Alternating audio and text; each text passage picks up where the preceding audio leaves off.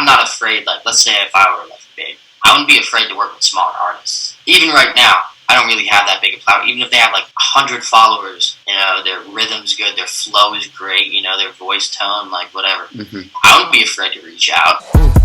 Christian Dior, knock, got peas at the door, 30 point gon' score, I'm a hammer like Thor, sippin' some oil, water gon' boil, big coupe Megazord, playing Pat against aluminum foil, He's a small up-and-coming producer and artist. You may know him from his work on Smile, Fly Away, or Missing. Please welcome Sam Moss to the podcast. How are you doing today? I'm doing good. How are you? I'm good as well. So, just to start off, when did you, like, get into producing, or when did you think that, like, this was something you could do well and really do? I really got, well, to start, I started playing drums when I was, like, really young, like 2. When I was 2, I got my first drum set. So I've been building on that, and I really enjoyed playing drums. So I really started producing when I got, like, my first computer. It was like 2017 Mac, and I was using GarageBand, and I really enjoyed it, you know, and I obviously wanted to do something with music because of how involved I am with it, and that's the path I want to take. So after I started releasing, you know, music and getting connection with some artists, that's really what I want to do, you know. Yeah. So what's one thing you wish you had known when you started producing, or like something that you think would have helped you get a faster start to producing? Well, one thing, well, that's a tough question because, like, you know, I think I took a good path to, like, start. But one thing I wish I knew was, you know, like, how to make connections with people, how to, like, really, like, introduce myself, you know, like, and, like, to get people to use my beats, or, like, really to how to connect with artists, you know. How to network and get your name out there. Yeah, who you exactly, are. So, musically or just, like, personally, is there one person who's inspired you to produce or produce in the style that you are? Yeah, definitely. The producers, basically, I look up to Take a Day Trip. You know them? Have you ever heard of them? I've heard their name. I haven't listened to anything they've done. Produce a lot. They produce a lot of Lil Nas X stuff, and, like, they did Mo Bamba too. That's, like, their one. But the main reason why I look up to them so much is because we use the same, like, software, and it's called, like, Logic. And not many, like, big producers use that software. I only like know a couple, but they're the biggest one. So, and I watch their, like, Genius interviews all the time, and they're deconstructed to, like, learn. And those are definitely, like, the producers I look up to the most. And it's cool because I got in contact with a manager at Blood Company, and they manage Take a Day Trip. They also manage, like, a ton of other, like, DJs and producers and stuff. So it was cool to make a, you know, connection, like, talk to him about it. Yeah, and I'm sure getting, like, not quite, but almost a direct form of communication between them, that must be pretty cool. And so... Yeah, and it was cool to hear, like, stories from them and stuff, you know? Yeah, so are there a few producers that you almost, like, take bits and pieces of for style, or do you think you're, like, something completely different in producing? No, I would, like, I definitely follow Take a Day Trip and some other big producers. Like, I really also look up to TM88 or 808 Mafia, they call them, or, you know. I also look up to another big one is, like, Ronnie J, I guess, and, like, those type of producers. I like their beats that they make and, like, stuff like that. I mean, that's the type of style I try to do, and I also, I mean, sometimes, but I usually do, like, guitar stuff a lot. So, I really look up to, like, smaller producers who do those types of, you know, beats and stuff. So, outside of producing, you're also very instrumental with guitars and drums. Are there any other instruments you play, or is it just those two? Well, I play, like, keyboard and piano for, like, beats and stuff. I guitar for beats and, like, bass guitar. But my main instrument is definitely like percussion and drums 100%, because that's I started so early, and I take lessons for it like to this day. I mean, like it's definitely something I want to try and get like a scholarship for college and really like dig into that. But I really want to get into like musical in college, musical engineering and musical production. Yeah. So do you have like a top 3 artists or bands of all time? It doesn't have to be like ranked in order of top 3, but just like some artists that you like. Well, top 3 like for like a producer, Take a Day Trip, like I said, because of how much I look up to them, and they really influence me. I like Travis Scott. I mean, it's really generic, but I really like his style and the way he like produces. He even like produces himself, and the way he like his production. It's really cool sometimes. I haven't really been listening to his music that much lately because I've been listening to like more type of my style, like guitar, but I really look up to the way he like producing stuff too. I know it's really like generic and like everybody's Travis Scott, but so you kind of gravitate towards the more like instrumental production, whereas some people use just like completely computer generated sounds. You kind of I definitely try and use like more like analog, like sounds. Like I have a couple like analog synths that I use to try with beats. I haven't really put anything out with that besides like 1 or 2, songs from like for other people, but myself I haven't really done it. But I definitely want to venture off into that. So when you're trying to come up with a new beat, where do you normally get the like idea or the inspiration for the new beat, and how does that kind of start? Like, what's usually your starting point in a new beat? It depends on the artist I'm working with as well. Like all of my songs, I've worked with my boy Miguel. He's featured on all my songs, and he really likes the guitar stuff. So we do a lot of that. But when I start, let's say like a beat using a plugin, I try and like if I have an idea in my head that I'm getting from like another song, I try and like do something with that, but change it completely. Like I really get ideas from other songs as well, and I think that's a good thing for producers too, because a lot of producers venture off and like get ideas from other songs, but not like replicate it exactly. You know what I mean? Yeah, it's the whole thing online where you're like, where you get people making like so and so type beats, and it's like exactly. you can definitely tell that it sounds kind of like a song they made, but they just change it up and put their own little spin on it. Yeah, exactly. So I try and do that depending on who the artist is, and I even listen if I'm like get a like request to make a beat for someone. I listen to their music and like try and picture something for that. But I usually like try and go off another person's song basically, but not really. Like exactly like you said, those like type beats. And so making a new beat for a song or an artist, start to finish, how long does that usually take? It really depends, I mean, depends how simple I want the beat, depends how long I want, and how much sounds I'm looking for. Like that song Fly Away I did. It's only the guitar, rim, hi-hat, open hat, super stupid simple drums. Yeah. And I did that in I think like 15-20 minutes, and then I structured out the beat, and then we recorded and stuff. So, and the funny thing about that song too, we did that all in the same day. So we released, because I wasn't on like Apple Music or anything at that time, but so we released on SoundCloud at like Saturday, like 8:30. He came over like at 11 a.m. So we did it like all the way up to there. We took some breaks obviously, but you definitely interviewed some bigger people than I am. Like I'm different in the ways like, but now I'm starting to venture off into like releasing at like Friday 12 o'clock, like regular artists, because I'm on Apple Music and stuff like that now.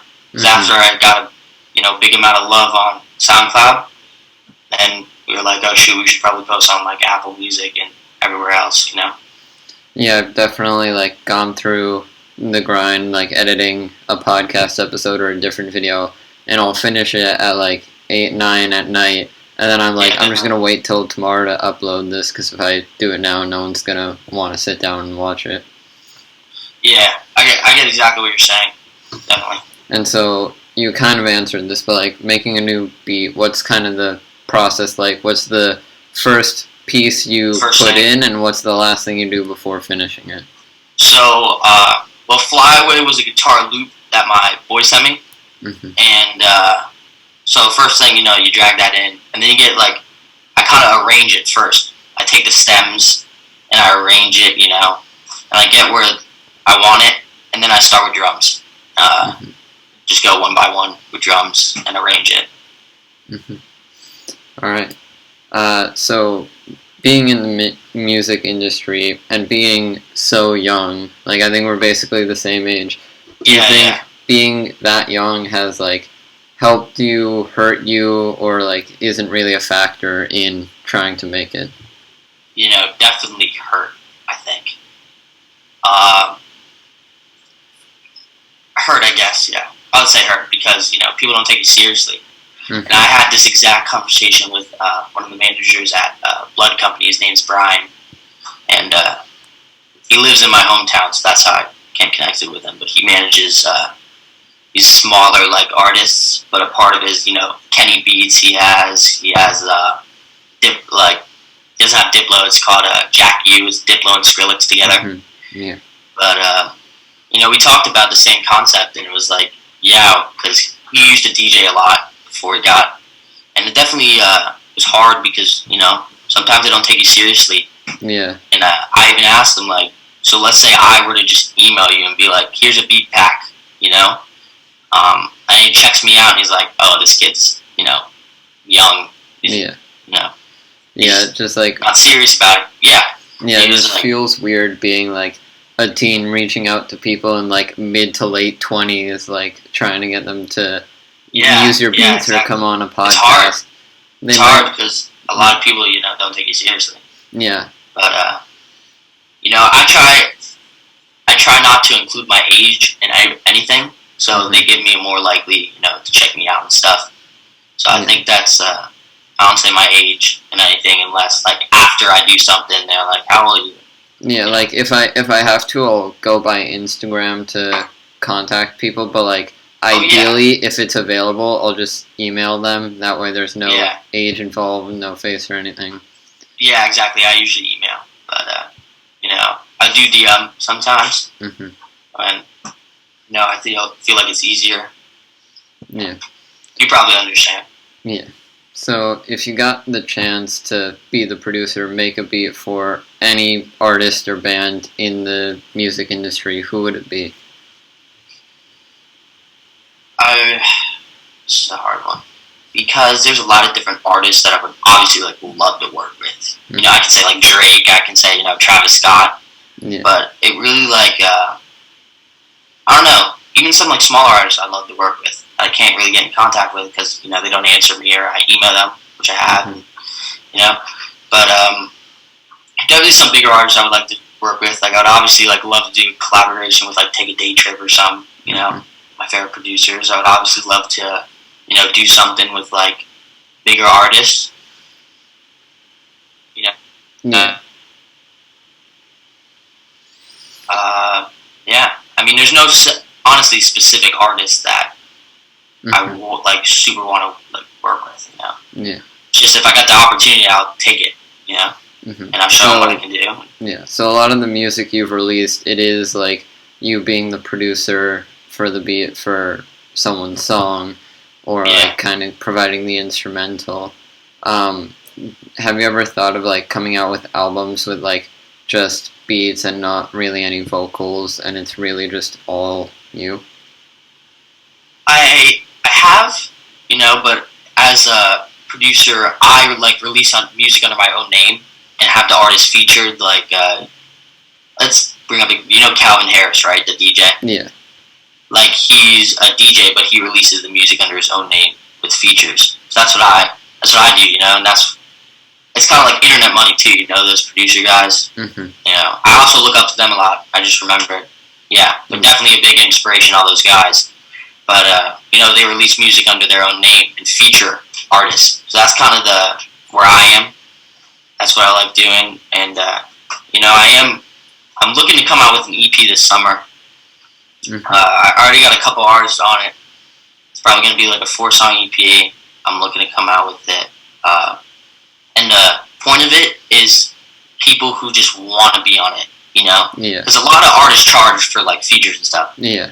For, like, people wanting to be on the album, like, saying, yeah, sure, I'm down, like, let's do it. Yeah, I think So, that's another great thing with, like, artists or other careers where they're smaller and don't have a huge following. Like, if you contact big artists or, like, bigger people to do a podcast for me, they, like, want to charge you to come on. But if you get someone, like, small enough but bigger than you, then, like, that's perfect because, like, they're willing to come on for free and they're the same as you, just trying to do what they can to get more people's eyes on them.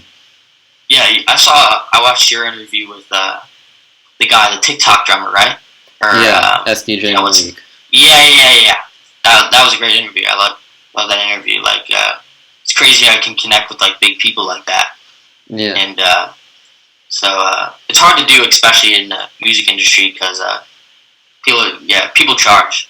I mean, I charge too for beats and stuff. If people want a custom beat, I charge. But I don't, blame everybody. That's just how the music industry works. Yeah. But yeah, the point of this album or this EP is to get people just to do it. And I want artists that want to be on it. So I already got a little layout of it, kind of. But I hope I can come out with it this summer. Mm-hmm. So I'm guessing as a producer, it's probably a net positive. But how do you feel about the progression of, like, in the past it's kind of been like this artist came out with a new song and now we're kind of getting to see more behind the scenes. Producers are starting to get bigger, not just the artists they make music for. How do you feel about that? It's